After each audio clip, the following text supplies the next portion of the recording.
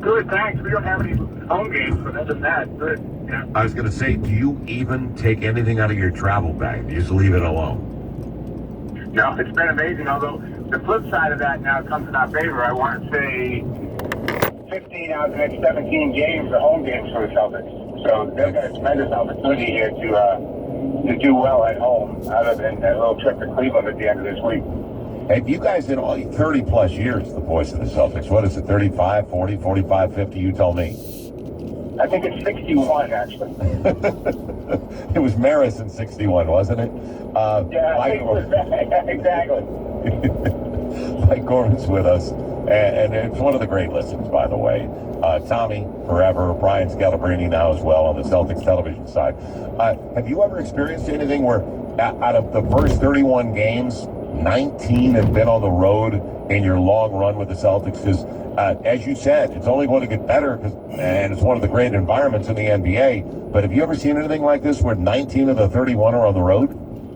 No, never had anything like this. And, guys talked about it when the schedule came out over the summer. I'm not one, I don't pay too much attention when the schedule comes out because it all seems pretty far in the future at that point. But I remember hearing guys complaining about December, like, wow, never seen a December like this. And it was pretty crazy. I mean, we'd go out on 3-4 game road trips, come back and play one game, go back out on another 3-4 game road trip. But one of the things I think it did, Joel, is I think it bonded the team a little bit. I think they benefited from being on the road and not having the normal distractions. Brendan would know better than you and I. The normal distractions you have when you come home and you are at home with family and just obligations you have there. This team went out to dinner 2 or 3 different times together while we were on the road. I think the road helped them, and their road record reflects it. I think they're, 12-7, I think, on the road? Yes. Real strong road record, Mike. You're right. Yeah, this Boston team has played very well this year. Isaiah Thomas has played lights out. Everybody expected that. How surprised have you been at his backcourt mate, Avery Bradley, known as a defensive guy, but this year averaging 18 points per game, but his percentages have been through the roof. 48 from the field, 41 from 3. How surprised are you at his offensive development?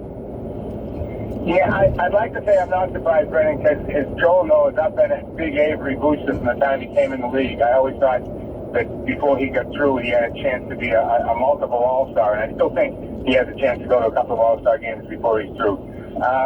A good indication of the type of player that Avery is the Celtics over the summer. You look at the Celtics roster. I've got my stat guy actually working on that for tonight's game, but you look at the Celtics roster, and I'm pretty sure we're the smallest team in the NBA. And so rebounding is a major issue for us every time we take the floor. And the coaching staff went to Avery during the offseason and said, Avery,